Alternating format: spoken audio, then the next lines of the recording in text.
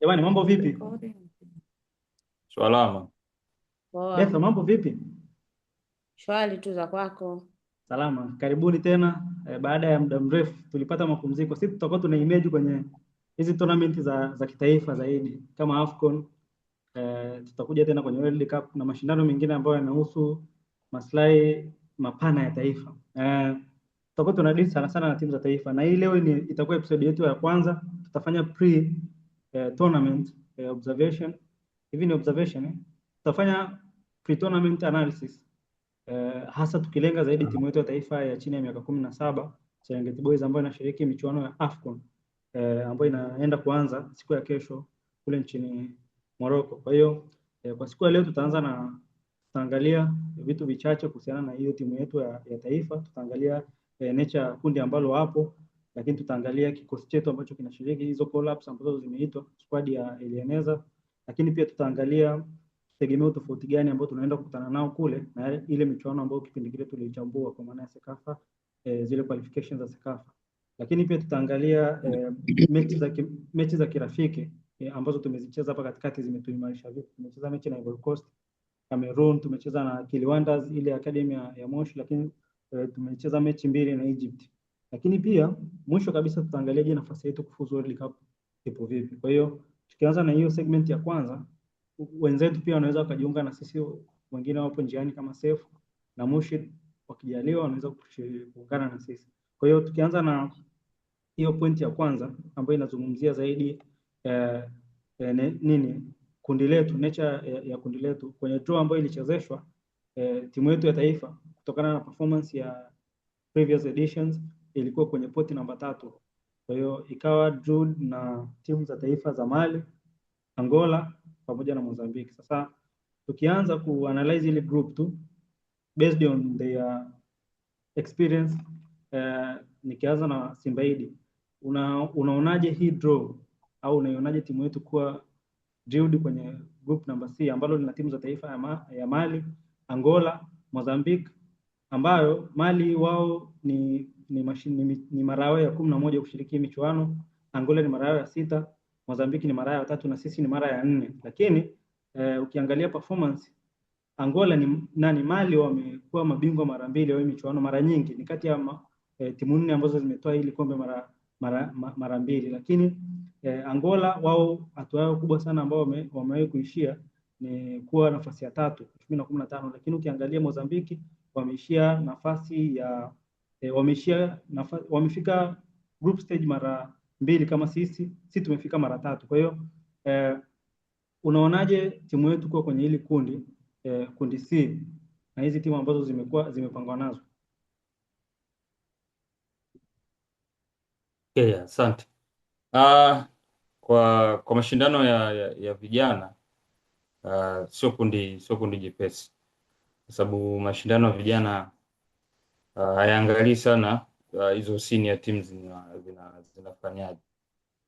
Kwa hiyo kwa sisi, kwa hilo kundi ukiangalia kwa haraka haraka hapo, kikwazo cha kwanza kitakuwa ni Mali kutokana na hiyo experience yao ya ushiriki, lakini pia aina ya uchezaji wa timu za kanda ya Mali, nguvu, kasi, intensity pia ya mechi itakuwa juu, lakini pia hata tactical discipline zao iko vizuri na hata in terms of possession.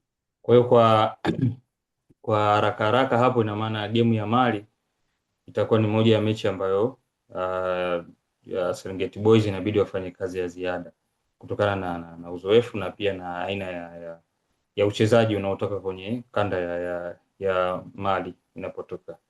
Lakini ukija kuangalia majirani zetu au kina Msumbiji na Angola, sio washiriki wa mara kwa mara, lakini kuto kushiriki mara kwa mara haimaanishi kwamba ndo wakija kushiriki sasa hivi watakuwa dhaifu. Hapana, sababu kuna project ambazo zinaendelea katika kila nchi ambazo zinakuwa supported by FIFA. Kama sisi tuna TDS pale Tanga, kwa hiyo na wao watakuwa na project zao za vijana ambazo zina support hayo maendeleo ya vijana. Kwa hiyo ukija kwa ukanda huu wa Msumbiji pamoja na Angola, ni moja ya games ambazo game ambazo zitakuwa pia ni tough, kwa sababu ni watu ambao washaanza kupata na wao experience taratibu kama sisi. Kwa hiyo lazima hizo game lazima zitakuwa na ushindani zaidi. Kwa kiufupi ni hicho tu. Betha, umewaona watu ambao ni wamecontend ile taji mara nyingi zaidi, wameshiriki mara nyingi Mali mara 11 wakiwa na taji hilo mara 2 kama mabingwa. Umeona Angola ambao wameshiriki mara 6, ni regular mpaka kuna mwaka wamefika nafasi ya 3, lakini umeona Mozambiki wao ni mara ya 3 kushiriki, mara zote wameishia kwenye group stage, na sisi Tanzania ambazo mara zote 3 zilizopita tumeishia kwenye group stage na hii ikiwa ni mara yetu ya 4. Unaonaje nature hili kundi kulingana na ubora wetu, nafasi yetu kwenye ukuzaji wa vijana? Asante. Cha kwanza, kulingana na grupu jinsi lilivyo, hilo grupu lina mabingwa wawili wa zono, yani Tanzania ambao ndio mabingwa wa Sekafa, Mali mabingwa wa Wafu, lakini pia kuna run up Angola pamoja na huyo mshindi wa 3. Siwezi kusema experience kwa sababu tunapoongelea youth is team hakuna experience, especially under 17. Kila mwaka una under 17 mwapya, yani it's very rare kukuta aliyecheza under 17 this year utakuta ni kikosi kizima kinacheza au nusu kikosi kinacheza next year. Kwa hiyo haina swala zima la experience, ni swala zima ni kwamba timu imejiandaaje, timu ipoje. Lakini ukilinganisha na makundi mengine, kulingana na mataifa mengine, kundi letu tunaweza tukasema somehow ni fair kulingana na aina ya timu ambazo tunakutana nazo, na ukiangalia kwenye masuala nzima ya structure au na mpira ulivyoendelea, tunaona kwamba either in senior teams au kwenye youth teams, timu za magharibi zinakuwa ni timu ambazo ni bora zaidi, lakini pia na timu za kaskazini ambapo tunaongelea Morocco, tunaongelea Algeria, tunaongelea Mali, tunaongelea Cameroon, tunaongelea Ivory Coast. Kupewa timu ambazo mbili ziko zinatoka ukanda wa Kosafa, tunaweza tukasema somehow zinaweza zikawa ina fair kwetu sisi, kwa maana kwamba ni watu ambao tunafahamiana, ingawa hatujacheza sana, lakini ni tabia ambazo zinakuwa zinashabiana, structure hazitofautiani sana, kwa hiyo tunaweza tukabato nao vizuri. Kama alivyosema Idi utangulizi wake, Mali wanaweza wakatusumbua kwa sababu ya nature ya timu za magharibi, ubora ambao timu wako nazo magharibi, pamoja na tunaweza kutumia experience, lakini siwezi kuipa asilimia kubwa sana la experience kwenye hizi timu za under 17. Okay, kriteria ya pili ilikuwa inahusu kikosi. Ukiangalia kikosi chetu ambacho kimeitwa, sijui nikitaje chote, kwa kikosi ambacho kimeitwa kwa kuheshimisha, kwa sababu wamekuwa wameitwa mpaka kwenye timu ya taifa, naomba niwataje. Kocha ni Eleneza, tunamjua. Kwa wachezaji ambao wameitwa kuna Abdurrahman Wai Nasoro wa Azam FC, Ismail Lukingilo wa Azam FC, Omari Juma Yahaya wa Yanga, Rajabu Hassan wa Azam FC, Haji Ali Abdalla wa TDS, huyu ni kipa, Dismas Atanasi wa TDS, huyu alikuwa kwenye Sekafa pamoja na Haji. Kasim Selemani alikuwa TDS, alikuwa pia kule. Abdul Isa TDS, Hassan Aziz Mkidai TDS, George Mzungu wa Yanga huyo, Eric Yusuf TDS, Idrisa Kilendemo TDS, Razaki wa TDS, Razaki Juma, Hassan Kizinga Pedri wa TDS, Lukman wa Kagera Sugar, kijana wako huyo. Lakini pia kuna Hamis Chenga wa TDS, Hamis Ali Barua wa TDS, lakini kuna Hamas Nasir wa African Sports, Saddam Hussein yule wa TDS, Isa Chole wa Fountain Gate Nhingo wa TDS, Hussein Mbegu wa TDS. Huyu ni mmoja kati ya wachezaji ambao wamekuwa na performance bora kwenye ligi kuu. Lakini kuna Sultan Silva wa TDS, kuna Soan Juma super sub huyu kwenye Sekafa, huyu anatokea Grenoble ya Ufaransa. Kwa collab hii ambayo mmeiona, sijui nifananishe na ile ambayo imepita ya kwenye Sekafa, mnaonaje majina ambayo yameitwa mnaona pengine kutokana na wale top performers waliokuwepo kwenye Sekafa kule, mnahisi kuna majina mapya anaweza akaemerge na wachezaji wepi ambao pengine wapya tunaweza tukawaona, kwa sababu ukikumbuka kwenye Sekafa tukumbuka mchezaji bora alikuwa ni mfungaji bora alikuwa Lukman, mchezaji bora pia alikuwa ni yeye, kipa bora Haji. Wachezaji notable zaidi kuna Kasim Mhingo, huyo ambaye wanamuita Saka, Hamis kama sikosei, ni Hamis Kizenga. Mnahisi kuna majina mengine mapya ambayo yanaweza yakaimage na kama kubwa kuliko yale? Nikianza na Idi Simba. Kiukweli ni ngumu kusema kwamba inaweza mengine yakaimage, lakini kila moment yani kila tournament kuna some players ambao lazima wata perform vizuri kuliko hata wale ambao waliperform mwanzo, kina Haji, kina Lukman, kina Kasim. Kwa hiyo yani lazima kuna new players ambao wameingia wataweza kuperform vizuri. Kuna especially kwa tournament za U17 ya vijana wana hiyo wanakuwa na hiyo passion ya kuonesha talent na nini, ni tofauti na hizo tournament za senior.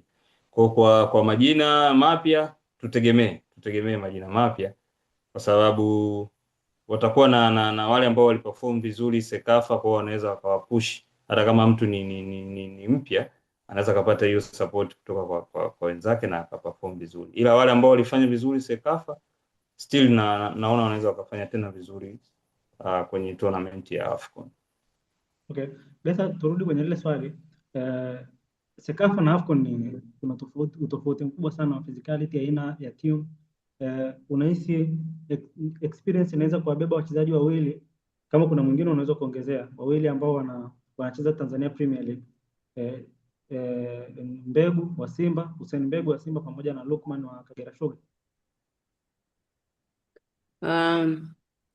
Tunategemea wawe na experience nzuri, exposure yao hizo ligi wanazocheza Kagera Sugar pamoja na Simba ziweze kusaidia timu kwa ujumla, sababu unapofanya mazoezi kila siku na wachezaji ambao ni wa senior level, wachezaji mapro, understanding yako ya game haiwezi kuwa the same na wale ambao hawachezi hizo game ambazo wewe umezipata.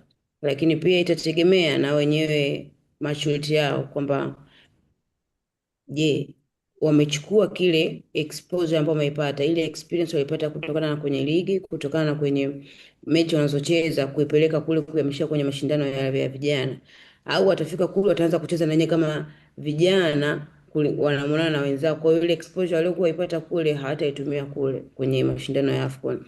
Sasa hapo ni namna wanavyohamisha mapokeo waliopata kwenye vilabu vyao kuyaleta kwenye timu ya taifa, inaweza kawa na positive impact kwa timu kwa ujumla. Okay. Na Okay. Idi, kwenye Sekafa tuliona kuna top performers kama Lukman magoli 8 au ni kwa attackers, Dismas magoli 4, yule namba 10 wa Lukman, lakini pia kulikuwa kuna Saddam, kulikuwa kuna Kasim, wale wachezaji wa pembeni.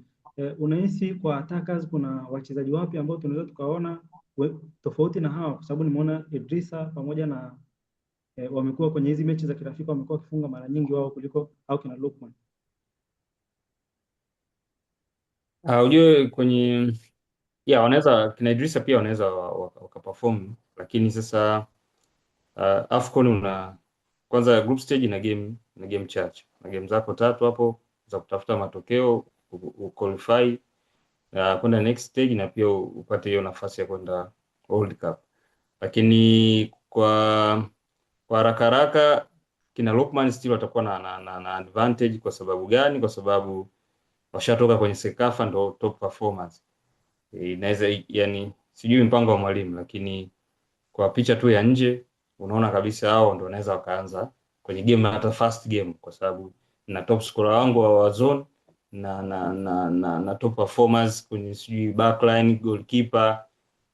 Sitakuwa na maamuzi makubwa sana ya kuchange, kwa sababu tayari wale walishaonesha, japokuwa kuna hizo friendly game tumecheza hivi karibuni, lakini friendly game na mechi za tournament zinakuwa na pressure tofauti. Pressure ya friendly na pressure ya tournament ni vitu viwili tofauti, regardless ya opponent. Opponent wa kwenye tournament na opponent wa kwenye friendly wanaweza wakakupa mechi sawa ikawa ngumu na nini, lakini zile moment ambazo zinahitaji sasa, bwana, hapa amua fanya kitu fulani kwa ajili ya timu iweze kufuzu, ile pressure sasa inakuwa ni tofauti na kwenye friendly. Kwa hiyo kwa mimi still bado naona wale ambao waliperform Sekafa wanaweza kawa pia wana dakika nyingi sana za kucheza kwenye AFCON. Kwa hiyo inaweza ikapelekea wakaendelea kuwa na top performance kwenye AFCON. Simba hivi tumebakiwa na dakika chache, sijui tutazitumiaje. Hapa tuna sehemu ya performance na sehemu ya zile friendly matches.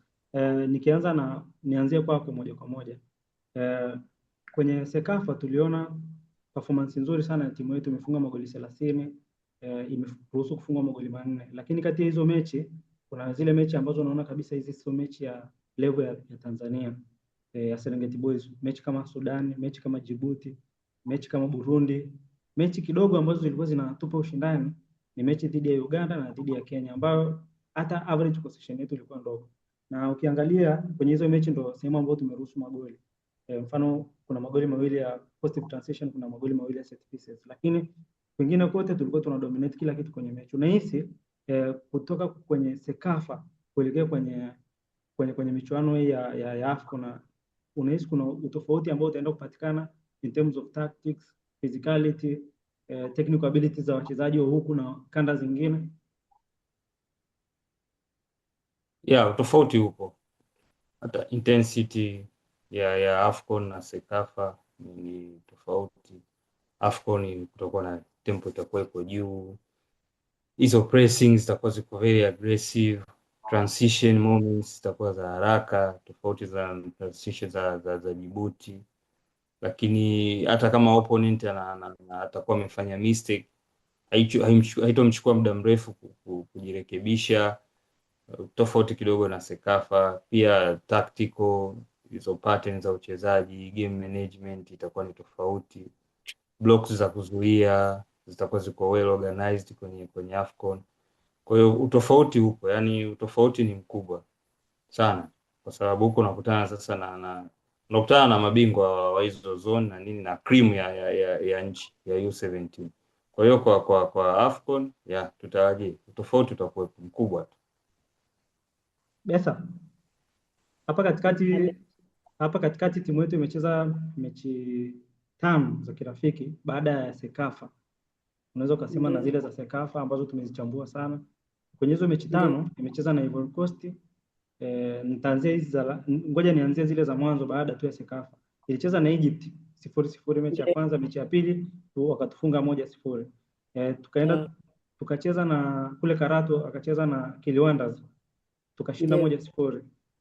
Lakini wakacheza na Cameroon juzi wakashinda 3-1, na mechi ya mwisho ni ya juzi kabisa ambao wametoka kufungwa goli 2 na Ivory Coast. Unahisi hizi mechi za kirafiki, mechi 5 umefunga goli 4, umefunga goli 4, zimeongezea nini timu kwa maana ya maandalizi ya kiushindani, kiakili, kimbinu, ufundi wa wachezaji, lakini pia hata kwenye mentality kwenda ku approach mashindano makubwa kama AFCON?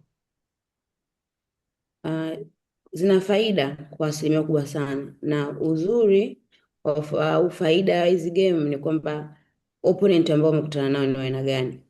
Opponent ambao wamekutana nao ni watu au ni timu ambazo watakutana nazo au zote zinaenda kushiriki kwenye mashindano. Unaongelea Egypt wapo kwenye mashindano, unaongelea Cameroon wapo, unaongelea Ivory Coast wapo. Nimechukua specific, nimeachana na wale ambao wamecheza Tanzania. Hizo ni games ambazo kwanza sio timu ambazo zinatoka ukanda wetu. Kwa hiyo maana yake unapata test ambayo actually utazipata kwenye AFCON. Unapata test ya North, unapata test ya West ambazo tunaamini kwenye Afrika ndo zone ambazo ziko bora zaidi. Umecheza na North, umepata clean sheet mechi ya kwanza, lakini umeruhusu goli 1. Kuna kitu cha kujifunza, aidha kwenye swala la ushambuliaji, wapi tuna mapungufu, kwa nini hatufunge magoli mengi? Kwa sababu kiangalia mechi ya kwanza ya Egypt na ya pili zote hatujascore, ingawa ya kwanza tulitoka sare, lakini ya pili tulishindwa kuscore kabisa, lakini tukaruhusu na goli. Kwa hiyo unaanza kuangalia kwamba yes, sasa hii ndio picture halisi ya games ambazo tunaenda kukutana nayo.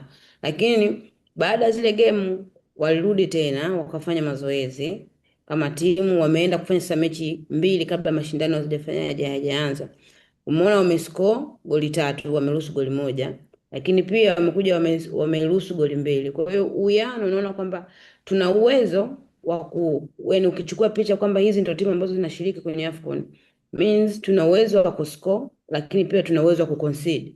Kwa hiyo within that short time unaweza ukaona kwamba structure wale ambao tumecheza nao ndio wapoje, kwa sababu ndio watu ambao wataenda kucheza kwenye hizo au mashindano. Tempo ya game ipoje, hiyo intensity ya game tunaongea ipoje, errors zimefanyika ni zipi, ambazo unaona kabisa hizi ndio zina possibility zinaweza kaja zikatokea, kwa sababu umecheza na timu ambazo zinaweza kushiriki kwenye mashindano. Kwa hiyo hizi mechi zimekuwa na faida kubwa zaidi kwa sababu ya kuona kwanza mazingira ambayo wamechezea. Mfano kama hizi mechi za Cameroon na Ivory Coast wamechezea kwenye nchi ambayo mashindano ndio yanafanyika.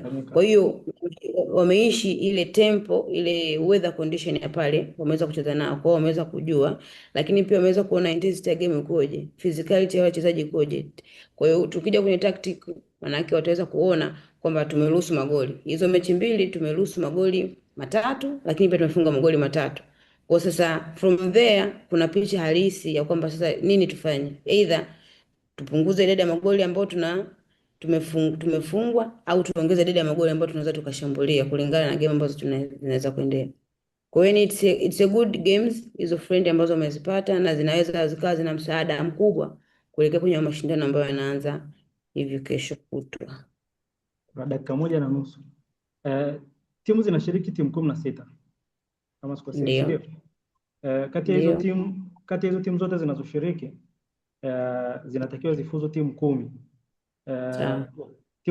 Timu mbili za kila mwanzo kwenye kila kundi zitafuzu moja kwa moja kombe la dunia, lakini timu za nafasi ya 3 zitacheza playoff. Je, mnaiona nafasi yetu kwenye kufuzu moja kwa moja kwa mujibu wa kundi letu lenye Mali, Angola, Mozambique, au tutamaliza nafasi ya 3? Na je, tunaweza tukafuzu kwa playoff? Simbaidi. Kufuzu tunaweza kwa sababu asilimia ngapi youth tournament unaweka zaidi ya 60%, kwa sababu zaidi ya 60%. Kumbuka last AFCON yani ukiangalia AFCON ya kwanza yani the way kila tunavyoshiriki kuna stage tunapiga, the way wanavyocheza nini, maandalizi. Kwa hiyo kusema kwamba yani iliyopita ndio inaweza ikatufanya tuone kwamba hatuwezi kufuzu, hapana. Mimi naona kabisa ya moment ya kufuzu hata this time around itakuwepo. Uwezo wa kucheza upo huo. Makocha washashiriki, sio AFCON ya kwanza, kwao wanajua last time tulikosea wapi, nini tufanye this time. Kwa hiyo kwa mimi nawapa zaidi ya 60% Serengeti Boys wanaweza wakafuzu. Betha, asilimia ngapi na uwezekano utakuwa kwa staili gani? Una sekunde 30. 85% ya kufuzu ipo, lakini pia mimi naangalia kulingana na nature ya kundi letu, na mimi pia nimeshaangalia mechi za Kosafa wakati wanafuzu Angola na Msumbiji. Kwa hiyo kwa jinsi ambavyo wamecheza kwenye mechi zao sisi tunaweza kushinda, lakini sasa it's a game, uwezi ukaangalia kwamba walipocheza Kosafa ndio watakuja kucheza huko AFCON. It's not, but we can do it. Serengeti Boys tunamudu. Basi sawa, tumemudu muda vizuri na maswali yetu. Kwa hiyo tujiandae kwa ajili ya episode baada ya mechi za raundi ya kwanza. Karibuni tena. Ciao. Asanteni. Cha cha cha cha cha.